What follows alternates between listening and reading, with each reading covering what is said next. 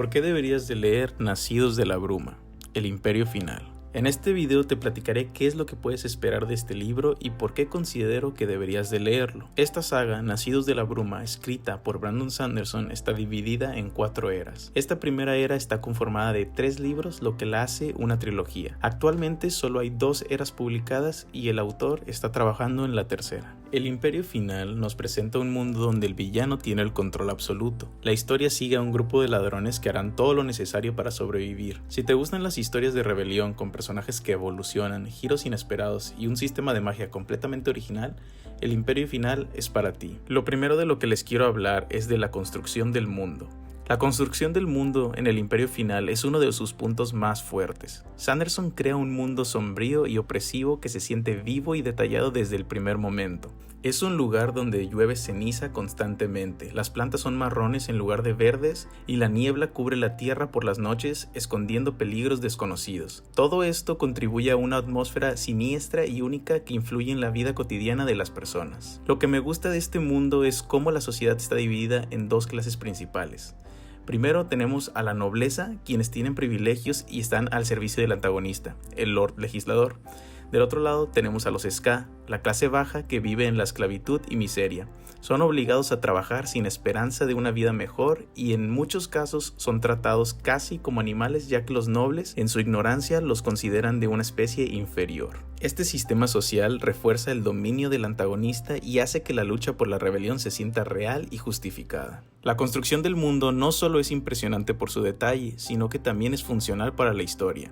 Cada elemento del mundo tiene un propósito y afecta directamente a los personajes y sus decisiones, lo que hace que el lector se sienta más inmerso en el relato. La construcción del mundo no es solo un fondo bonito, cada aspecto del mundo tiene un impacto directo en el desarrollo de la trama. La religión en el Imperio Final se maneja de una forma profunda y reflexiva, añadiendo una capa extra de misterio y significado a la historia. Más que un simple trasfondo, juega un papel clave en el desarrollo del mundo y los personajes, explorando temas como la fe, la duda y la manipulación de las creencias a lo largo del tiempo. A través de relatos antiguos y distintas perspectivas sobre la espiritualidad, la novela invita a cuestionar qué es verdad y qué ha sido impuesto, mostrando cómo la religión puede ser tanto una fuente de esperanza como un medio de control. Esta riqueza en su tratamiento hace que el aspecto religioso del libro sea intrigante y relevante para la trama, aportando profundidad a la historia sin sentirse forzado. Los personajes en el Imperio Final son uno de los aspectos más fuertes del libro, ya que la historia está impulsada por sus motivaciones, conflictos y evolución. Cada uno tiene una personalidad bien definida, con fortalezas y debilidades que los hacen sentir reales. A lo largo de la historia vemos cómo enfrentan sus propios miedos, creencias y traumas del pasado, lo que les da profundidad y los hace crecer de manera natural. Además, la dinámica entre ellos es muy rica, con interacciones llenas de carisma, tensión y momentos emotivos que refuerzan sus lazos. No hay personaje de relleno, cada uno cumple un papel importante en la trama y tiene su propio arco de desarrollo. La historia logra equilibrar a la perfección los momentos de acción con aquellos más introspectivos, permitiendo que los personajes evolucionen de una manera que se siente orgánica y significativa. La trama del Imperio Final es una mezcla perfecta de intriga, acción y desarrollo de personajes, manteniendo un ritmo envolvente de principio a fin. La historia gira en torno a una lucha contra un poder aparentemente inquebrantable, donde un grupo de personajes con habilidades únicas se une con un objetivo ambicioso y peligroso. A lo largo del libro se exploran temas como la esperanza, la opresión y la resistencia,